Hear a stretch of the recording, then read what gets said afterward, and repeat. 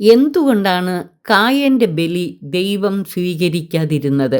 ഉൽപ്പത്തി പുസ്തകം 4-ാം അധ്യായത്തിൽ പറയുന്ന 2 സഹോദരന്മാരിൽ ആബേൽ ആട്ടിടയനും കായേൻ കൃഷിക്കാരനുമായിരുന്നു. ഒരിക്കൽ കായേൻ തൻ്റെ വിളവിൽ ഒരു ഭാഗം കർത്താവിന് കാഴ്ച സമർപ്പിച്ചു. ആബേൽ തൻ്റെ ആട്ടിൻകൂട്ടത്തിലെ കടിഞ്ഞൂൽ കുഞ്ഞുങ്ങളെ എടുത്ത് അവയുടെ കൊഴുപ്പുള്ള ഭാഗങ്ങൾ അവിടത്തേക്ക് കാഴ്ചവെച്ചു. കായനിലും കായൻ്റെ കാഴ്ചവസ്തുക്കളിലും ദൈവം പ്രസാദിച്ചില്ല. ഇത് കായനെ അത്യധികം കോപിപ്പിച്ചു. ഉൽപ്പത്തി 4:3-6 വരെയുള്ള വാക്യങ്ങൾ. ഉചിതമായി പ്രവർത്തിച്ചാൽ നീയും സ്വീകാര്യനാവുകയില്ലേ എന്നാണ് കർത്താവ് കായേനോട് ചോദിച്ചത്.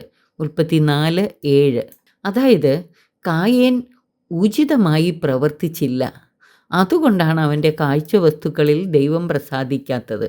എന്താണ് കായേൻ്റെ ഉചിതമല്ലാത്ത പ്രവൃത്തി?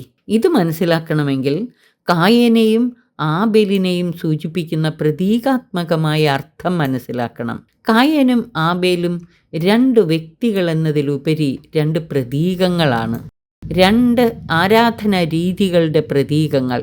കായേൻ കാനാന്യരുടെ പ്രതീകവും ആബേൽ ദൈവജനത്തിൻ്റെ പ്രതീകവും.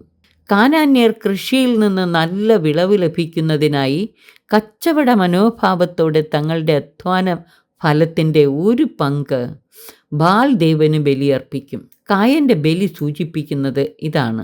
ഇത്തരം ബലികളിൽ ദൈവം സംപ്രീതനാവുകയില്ല. അതായത് കച്ചവട മനോഭാവത്തോടെ സ്വന്തം കാര്യം കാണാനും സ്വയം നേട്ടങ്ങൾ ഉണ്ടാക്കാനുമായി തങ്ങളുടെ അധ്വാനത്തിൻ്റെ ഒരു പങ്ക് ദൈവത്തിന് നേർച്ച കാഴ്ചയായി സമർപ്പിക്കുന്ന രീതിയും ആ മനോഭാവവും ശരിയല്ല.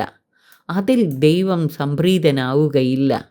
എന്നാൽ ആബേൽ ദൈവജനമായ ഇസ്രായേല്യരുടെ പ്രതീകമാണ്. ദൈവത്തിൽ നിന്ന് ദാനമായി ലഭിച്ചതല്ലാതെ തങ്ങൾക്കൊന്നുമില്ലെന്നും ദാനമായി ലഭിച്ചതിൻ്റെ നല്ല പങ്ക് നന്ദിയോടെ പ്രതിഫലേച്ഛ കൂടാതെ കാഴ്ചയർപ്പിക്കണമെന്നതുമാണ് ദൈവജനത്തിൻ്റെ ചിന്താഗതി. ഇത്തരം ബലികളാണ് ദൈവത്തിന് പ്രീതികരമായിട്ടുള്ളത്. അതുകൊണ്ടാണ് ആബേലിൻ്റെ ബലിയിൽ ദൈവം സംപ്രീതനായത്. ദൈവത്തിൽ നിന്ന് ദാനമായി ലഭിച്ചതല്ലാതെ നമുക്കൊന്നുമില്ല. അതിനാൽ ദാനമായി ലഭിച്ചതിൻ്റെ നല്ല പങ്ക് തമ്പുരാന് നന്ദിയോടെ കാഴ്ചവെച്ച് അവിടത്തേക്ക് ഉചിതമായ നേർച്ച കാഴ്ചകളും ആരാധനയും സമർപ്പിക്കുന്നവരാകണം നാം.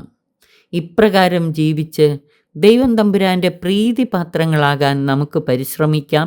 സർവശക്തൻ നമ്മെ അനുഗ്രഹിച്ച് ആശീർവദിക്കട്ടെ. ആമേൻ.